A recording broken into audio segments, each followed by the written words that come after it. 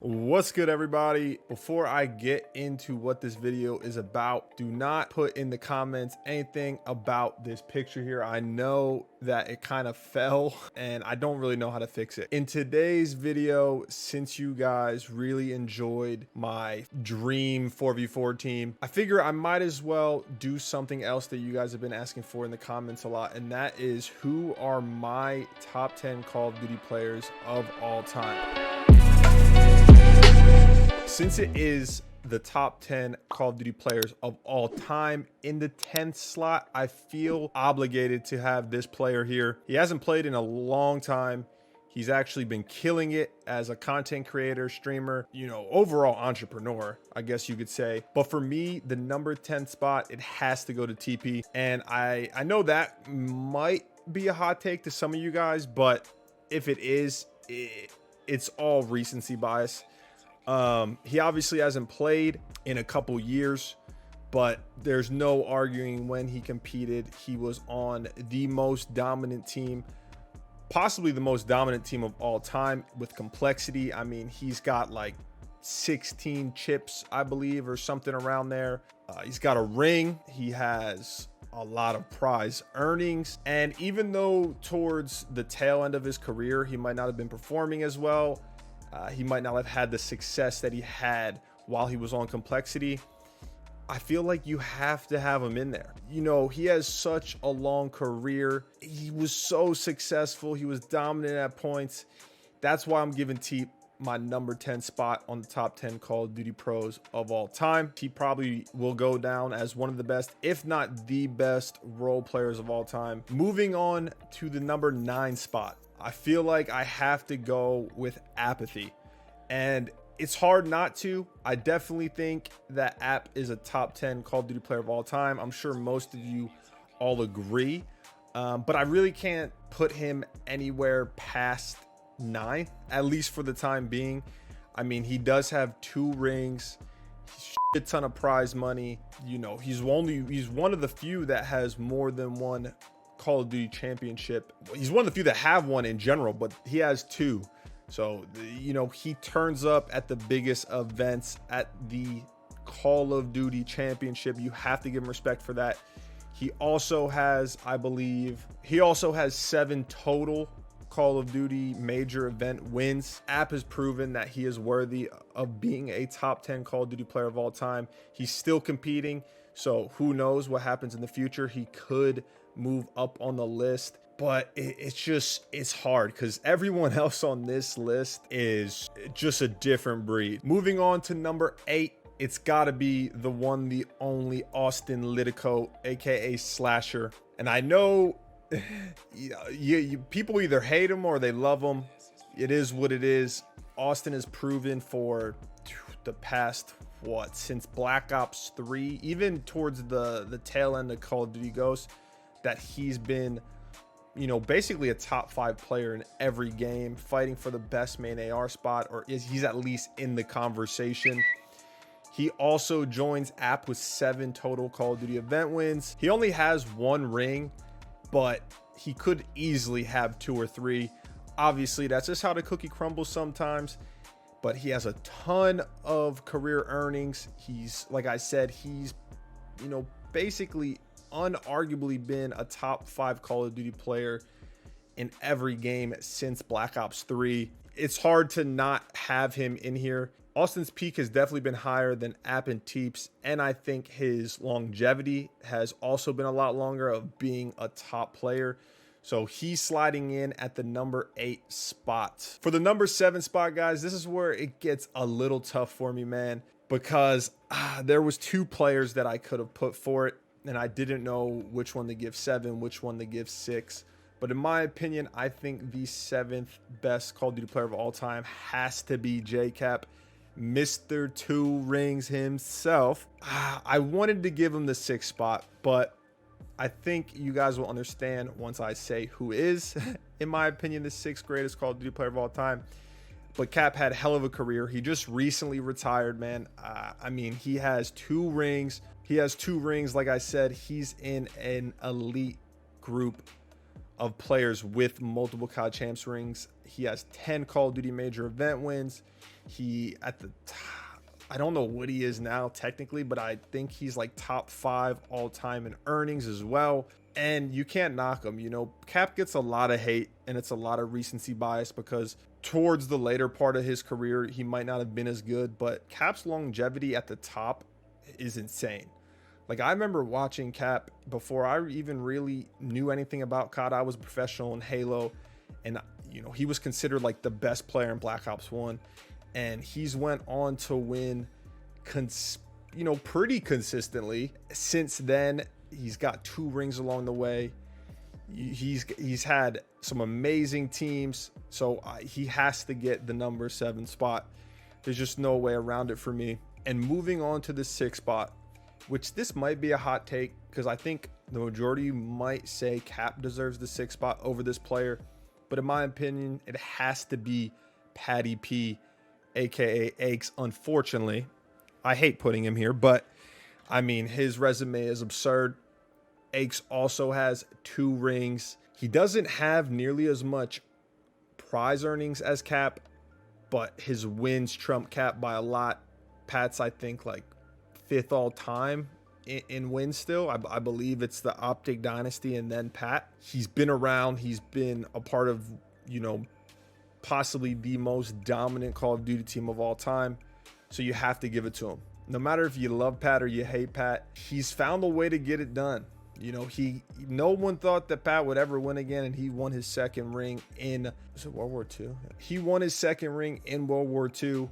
And we're going all time here. One of the most dominant players of all time. Pat's peak is honestly probably one of the highest peaks of all time. Whether you like to believe that or not, it doesn't sound good coming out of my mouth, but I'll give him his respect. So Pat's at the number 6 spot. The last 5, I'm sure you guys know all 5 of these players. You probably have them in the same order as I do, but there could be a hot take or 2 in there. Let's just move on to the 5 spot. The number 5 spot for me, guys, has to go to Formal, which is honestly crazy because of how late he came into Call of Duty and how high he is up on the list. He might have honestly probably been the 4th best player before this year, or no, probably before Black Ops 4 maybe. Me and Matt actually switched over to Call of Duty the same time. We were on the same team coming from Halo, and his resume speaks for itself. I mean, he is the 4th most winningest Call of Duty player of all time. I believe he has 23 or 24 chips. He also has a Call of Duty ring. Obviously, he's had, you know, a couple off years, I guess, to his standards, but peak Formal is next level. I believe Formal's had the best individual performance out of Call of Duty Championship. When he's at his best, he is unfuckable. I mean, you have to give him his props. He's got 24 chips. He has a ring. One of the most winningest Call of Duty players of all time. So I have to give him a top 5 spot. Unfortunately, I don't think I can put him at this point in time above any of the top 4. So let's move on to who gets the 4th spot. For me, the number 4 spot's got to go to Clay.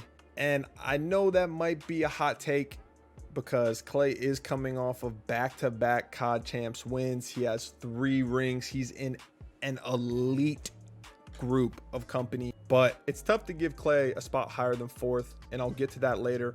But just to speak on Clay, I mean, he's the 5th most winningest Call of Duty player of all time. He has 19. I think he's got like what, 22 or 23 if you count this year the online chips. He's got 3 rings, obviously the last one coming online, but with COVID and everything, you know, there's nothing you can do. He won the ring fair and square. It's not like he cheated or anything like that. So he's in an elite group, and as much as I would love to give him a top 3 spot, I feel like his individual play hasn't been as consistent as the other guys. I mean, Clay's peak is insane. He's had some really good games. I mean, AW, I truly think he was the best player. I think he's been really good at a bunch of games, but he's had off years. He's had off Call of Duties to his standards. And that's why I have to give him the number 4 spot, even though I feel like his accolades probably give him a number 3 spot. But at the end of the day, it's not just all about chips and rings and yada, yada, yada. That's a part of it, but your individual play also comes into it. It's got to be a mix of both. So for me, Clay is coming in at number 4 all time. Number 3, I'm sure you guys could probably guess this one. It's no other but the homie Lil, aka Scum. And this is why I think Scum is number 3 all time. He stands at number 2 all time in most Call of Duty wins with 30, I believe, only passed by Crim, who you all know what spot Crim's getting. He does only have 1 ring, which lacks compared to the other guys that are in the top 4. But I mean, you can't argue how good Scump's been. His longevity, his consistency, his peak. He's, you know, one of, if not the greatest individual player of all time.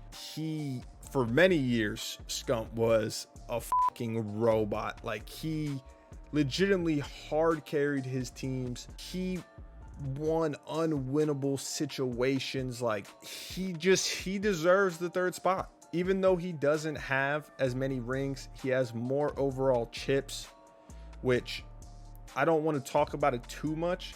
But as much as Call of Duty Championship rings matter, because believe me, that's what every Call of Duty pro wants to achieve. They want to get a ring. You can't forget all the other major events in a year, because no matter how good you are, how good your team is, at the end of the day, it's one event. You know what I'm saying? Like, it's one event, and Seth could have had more rings, but he didn't. He just, you know, his team didn't perform. He didn't perform as well on that weekend for that tournament. But he's number 2 all time in wins. I don't even need to speak on his stats game to game. So Seth's getting my number 3 spot. Moving on to the 2nd spot. I don't think this is a hot take anymore, but if I did this video before the last Call of Duty Champs, it probably would be. For me, it has to be Damon Barlow. It's got to be Karma. And I know what a lot of you guys are going to say, right? Damon should be number 1. And I love Damon. Literally, like, even though we were absolutely ass, I love teaming with him. Hated competing against him because he was so annoying to play. But Karma has 3 rings, all on LAN, obviously. I think he's what, 3 for 6 while competing in Call of Duty Championships, which is an insane rate. I mean, you're winning half of the Call of Duty Championships that you attended at, that you competed at. Wild. He also comes in 3rd in most wins all time with 24. And he's probably the most unique player of all time. You know, his peak is insane. You have Black Ops 2, you have Ghost. He was, you know, he kind of transitioned into more of a role player, I guess you could say, when he joined the Optic Dynasty. But you got to give him his props. His longevity is insane. His accolades are insane. His peak's insane. So that's why I have Damon coming in at number 2. Number 1 is no other than Crim. Him, like, I don't even need to speak on it, man. I've thought Crim has been the greatest Call of Duty player of all time for a while now. I mean, it's hard to argue against it. He's got the number 1. He's number 1 in most wins of all time with 30. I think it's 36 LAN wins, and then if you count online, it's like 39 or 40 or something like that. He also has 3 rings. Obviously, he got 1 online this year, but with everything going on in the world, you know, he won it fair and square. Like I said, same with Clay. He also surpassed over $1 million in Call of Duty earnings, which is mind-blowing. Even if a lot of it was from this past COD, from Modern Warfare, and it was online, he still did it. And he's been doing this for a long time. Crim switched over to Halo, I think in Halo Reach, and I used to body him, and then he came back to Call of Duty and just absolutely took over. I mean, it's hard to argue. Crim has been a consistent top player in every game he's competed in since Black Ops 2. Obviously, like some of the other guys, there have been down years, but this kind of proves his resurgence, you know, like he's still doing this. He was winning chips. He was the most dominant player in like Black Ops 2 Ghost, and he's still winning chips and being impactful on the map in Modern Warfare. I don't even know how many years that is in between, but the fact that he's still able to be this successful is insane. There's nothing else to say. He's clearly the best player of all time. And that's it. That's the top 10 list, guys. That's top 10 Call of Duty players of all time, in my opinion. Let me know what you guys think. I'm sure most of you guys will probably agree with the list. You know, you might move a couple names here and there, but it was fun. I will say, CJ, make sure you add this in there. I think I deserve an honorable mention. I will just gas myself up real quick. I'm coming in at number 10 all time most Call of Duty wins. Okay. I don't have a ring. See, that's what hurts me. If I had a ring, I think I'd be considered top 10 all time. No bullshit, not being biased, while totally sounding biased. But I do have, I think, either the best or the second best average Call of Duty COD champ placing. I'm coming in top 10 wins all time. I gotta be an honorable mention, right? Like, I gotta be. If I just had a ring, or if I had two, like, I'd be there for sure. I'm just kidding though. But that's it for me. Let me know what you guys think. Don't forget to like, comment, subscribe on the video. Tell me what videos you want to see in the future. And that's that. So until next time, guys, have a good one. Stay safe. The kid is out. Peace.